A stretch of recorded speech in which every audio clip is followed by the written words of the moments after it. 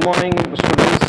Welcome to Standard 6. We are continuing with chapter number 4, Basic Geometrical Ideas. ये chapter को आगे बढ़ाते हुए आज हम 4.3 एक्सरसाइज कर रहे हैं।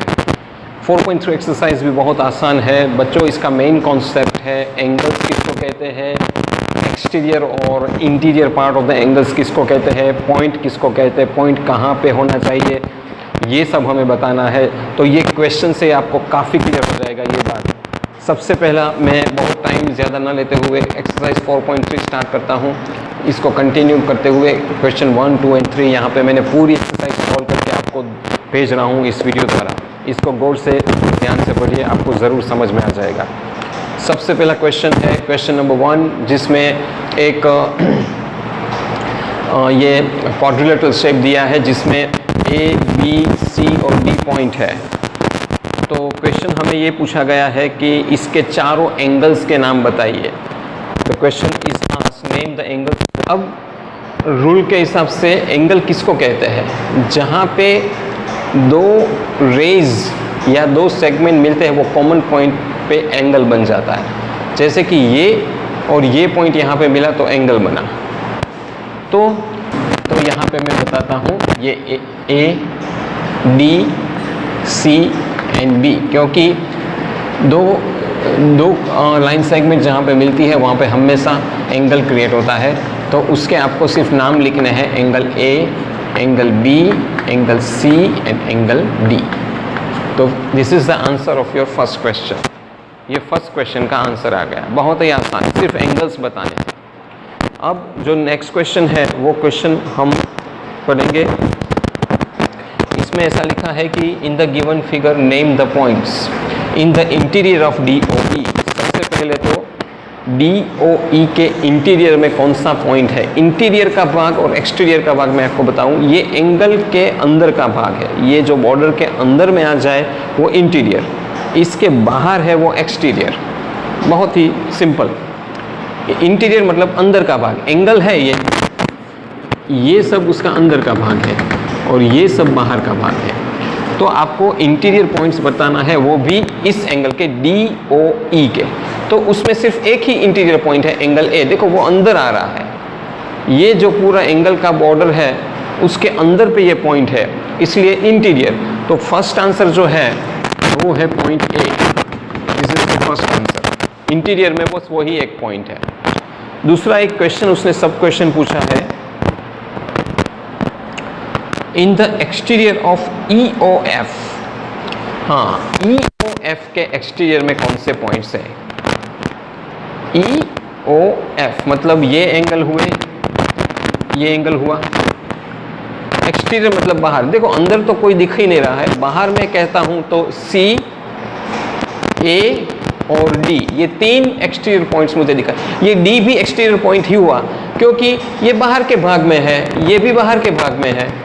इसलिए मैं इस एक्सटीरियर पॉइंट्स को angle point naught angle, point C, point A और पॉइंट D, ये तीन एक्सटीरियर पॉइंट है ACD।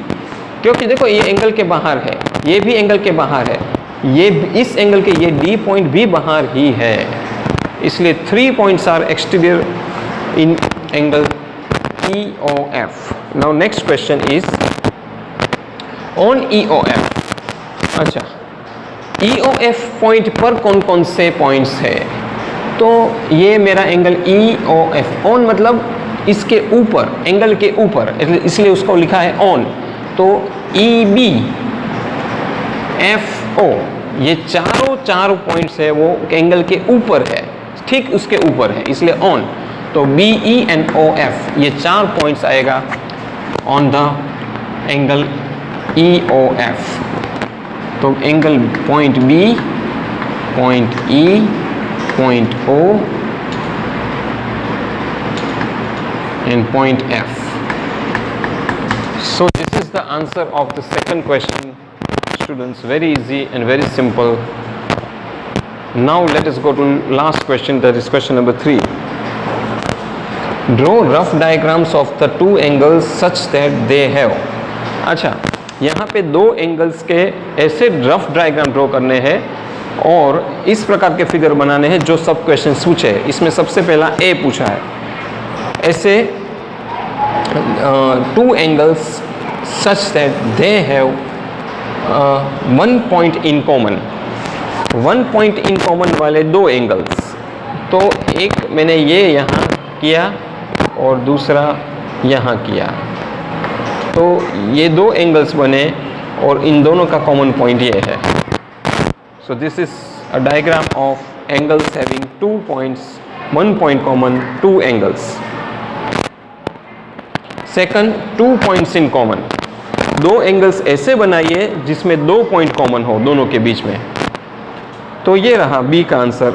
ऐसा करो और ऐसा करो, तो ये 1 पॉइंट और 2 पॉइंट, इन दोनों के बीच में 2 पॉइंट कॉमन आ गया। बहुत ही सिंपल। अब तीसरा, 3 points in common, 3 point common वाले।